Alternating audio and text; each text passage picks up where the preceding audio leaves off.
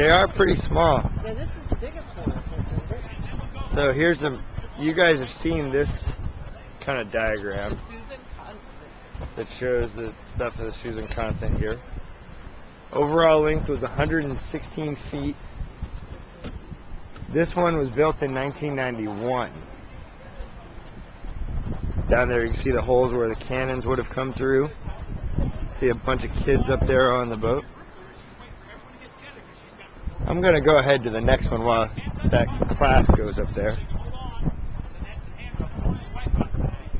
Way up there. You can see the eagle's nest up at the top.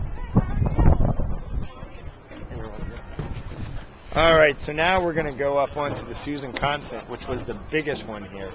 That last one we were just on would have had 9 sailors and 12 settlers. So let's go down and check out what's going on here. Tween deck, going to be down there. Want to go below, get out of the cold wind, or do you want to start? Well, tell you what, most anywhere you go on here where you see a built-in bunk or a built-in cabin is for a member of the crew, the men who live with the ship all the time. Susan Constant had a crew of 17. They were under the command of Captain Christopher Newport. You'll find Captain Newport's private cabin all the way to the stern. His officers live just ahead of him back there, the pilot, the navigator, and the mate. The cook lives forward here where all your food is cooked on the brick hearth. The boatswain and his mates who take care of all the sails and rigging, they're up forward. You'll find more built-in bunks below for more crew. Now remember, half the crew works while half the crew sleeps. So they trade off the bunks every 4 hours. They work the 4-hour watch system. 4 hours on, 4 hours off. As long as nothing crazy goes on with bad weather or emergency, you'll get 4 hours of sleep before you get rousted out and come back out.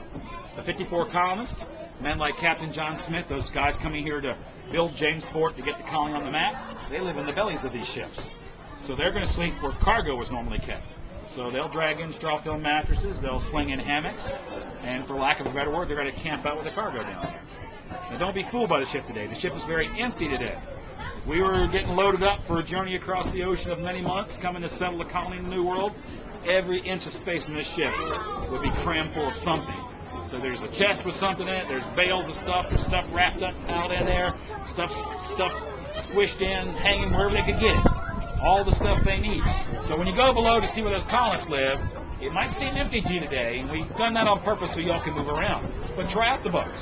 Open up the chest, pull things out, and go right ahead. We don't mind one bit. The ship is yours. James is below. He'll be glad to show you around and help you out with questions.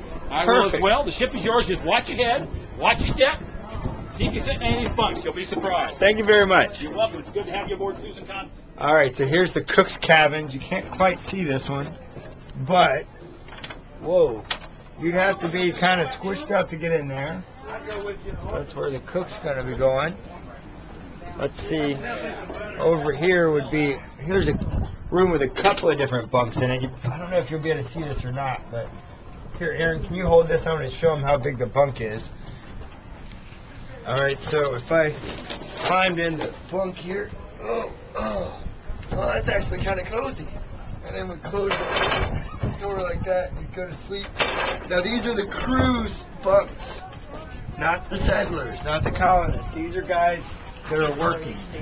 They're working. Now you got to watch your head too. Man, it's a little low in here. And imagine rocking back and forth in the water. It'd be a little tough. All right, let's go down below the decks.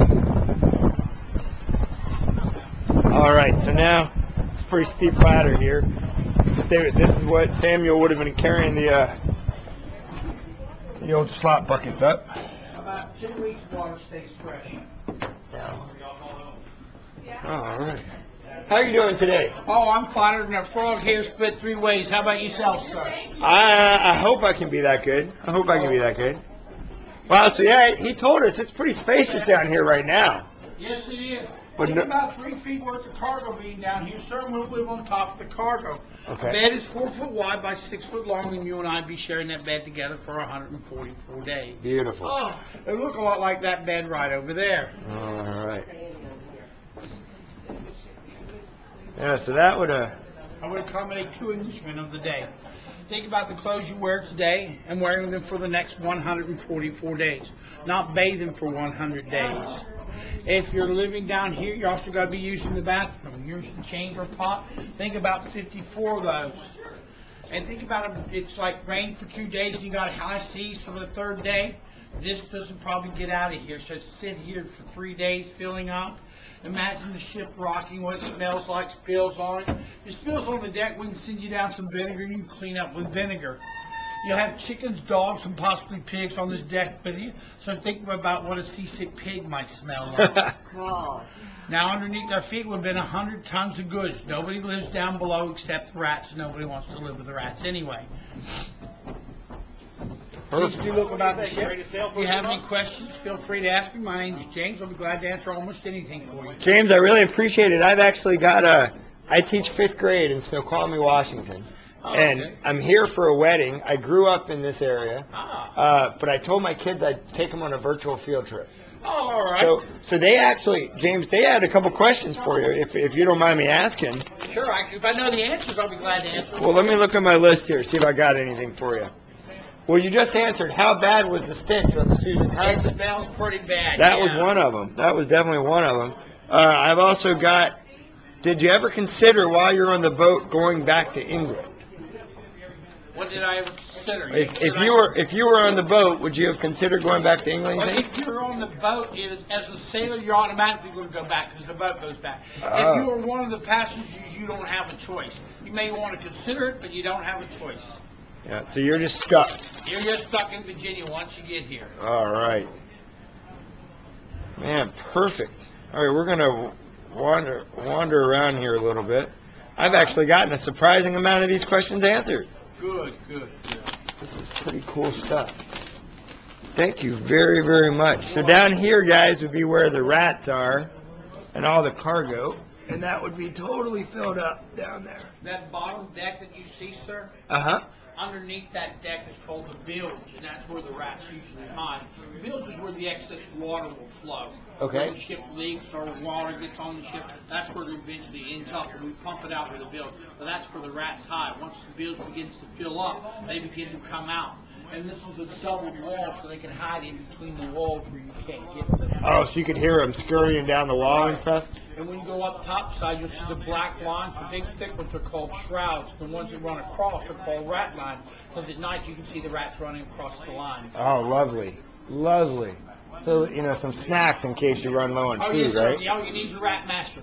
Flat's about, you can cook them on the pan, sort of like a pancake, sir. Oh, perfect. James, thank you very much. You're welcome. Oh, man, what a great place.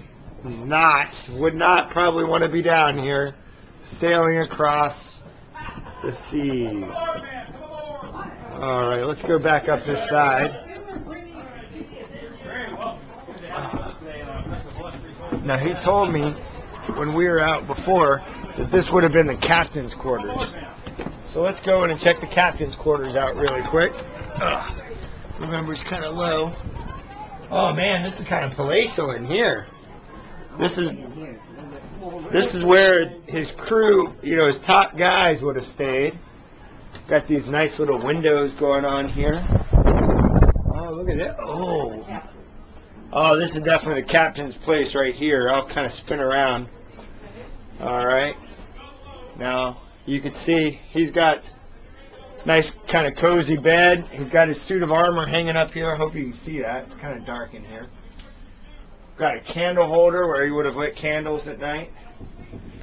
It would have hung out in here. Everything's mounted. Everything's got its right place because you don't want that stuff falling all over the place. What is that? Let's see. Moving the rudder back and forth. Yeah, it might be. Bilge pump or something? I don't know. You can actually see a big hole going back. That's the rudder. Yeah. So you could actually be in the boat steering. Yeah. Neat. Nice. Built-in cabinets. Nice woodwork.